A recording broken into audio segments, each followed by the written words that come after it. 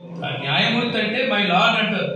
కోర్టుకు పోయి ఇంకో దగ్గరికి పోయి పోలీసులు కూడా అటెన్షన్తో ఉంటాడు. మనం మన కోర్టులో చూస్తుంటాం. న్యాయాన్ని రక్షించేది అన్యాయం ఎప్పుడు వాదిస్తుండొచ్చు, అది వేరే విషయం. కానీ న్యాయవాదులే ఇట్లా అన్యాయవాదులుగా అసలు వాళ్ళు మనుషులేనా?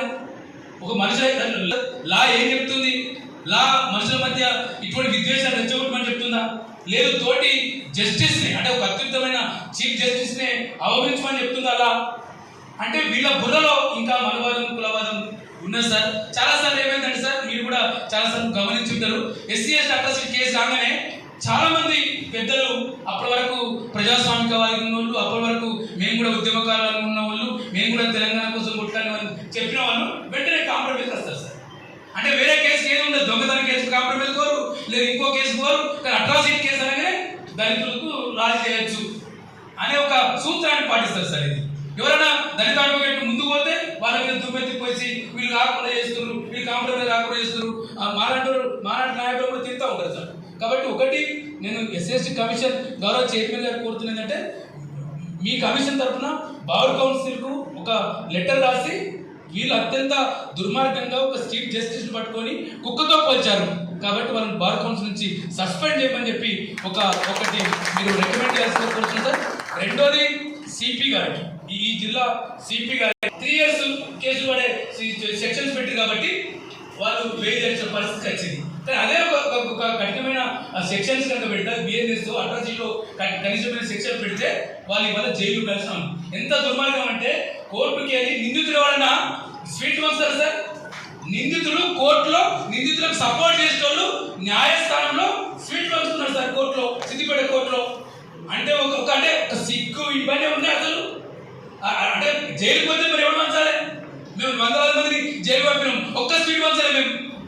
కానీ ఇక్కడ లోకల్ బార్ అసోసియేషన్ కూడా యువకుడు రమేష్ ప్రధాన కార్యదర్శి ఒక బీసీ వర్గం నుంచి వచ్చిండు. ఆయన కూడా ఇంతకుముందు ఉద్యమాల్లో ఉన్నాడు. రెండోది జనార్దన్ రెడ్డి గారి గురించి నాకు తెలియదు. కానీ నేను ఈ బార్ అసోసియేషన్ కూడా, సిద్దిపేట బార్ అసోసియేషన్ కూడా నేను కోరుతాను సార్, నిజంగానే వాళ్ళకి ఏమైనా దగ్గర మెంబర్షిప్ ఉంటే తెలియదు, అది అక్కడ వాళ్ళని కూడా సస్పెండ్ చేయండి సార్. మీరు అంటే బార్ అసోసియేషన్ ఎవరి వైపు ఉందని కూడా తెలియాలి సార్. మీరు ఉద్యమకారులు, నాకు రమేష్ అయితే తెలుసు సార్, మీ గురించి నాకు తెలియదు చెప్తున్నాను. సీనియర్ అడ్వకేట్, చాలా మంది సీనియర్ అడ్వకేట్ ఉన్నారు. సాయిబాబా సార్ ఉన్నాడు, లేదు తుంగకారికి అలాంటి ఉన్నారు. కానీ అంత అన్యాయం జరిగితే ఒక చీఫ్ జస్టిస్ కే ఒక అవమానం జరిగితే ప్రాపర్ జడ్జి ఉంటే ఎట్లుంటుంది సార్ పరిస్థితి? ఇదే రెడ్డి జడ్జి జరిగితే ఎట్లా ఉండే పరిస్థితి? ఇంత కాముందిరా ఈ రెడ్డి అడ్వకేట్లు, బాబు అడ్వకేట్లు, వైస్ అడ్వకేట్లు కాముందిరా? సిస్టాన్ని మేనేజ్ చేస్తారు. సిస్టమ్ మేనేజ్ చేసి ఒకవేళ పుస్తకం ఎస్సీ అడ్వకేట్ ఏమైనా బీసీ అడ్వకేట్ కామెంట్ పెడితే ఇప్పుడు జైలు ఉంటుండే సార్, ఇప్పుడు జైలు ఉంటుండే. కానీ ఒక బాబునైనా ఒక వైద్యుడు నేరం చేసి కాబట్టి వాళ్ళ చుట్టూ ఇవాళ నేను రాబందులు అంటే సార్ వాళ్ళకి మద్దతు ఇచ్చిన వాళ్ళు రాబందులు అంటే చట్టాన్ని కాపాడాల్సిన వాళ్ళే, చట్టాన్ని కాపాడకుండా దుర్మార్గంగా వాళ్ళకి సపోర్ట్ చేయడం.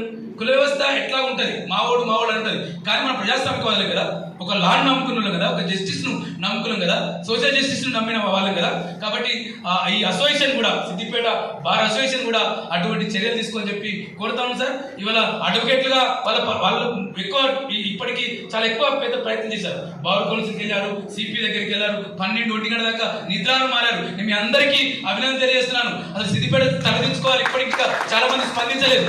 కానీ నేను రాత్రి మాట్లాడాను, చిన్న వయసుల అడ్వకేట్లు కూడా ఈ కేసులో చాలా గట్టిగా నిలబడి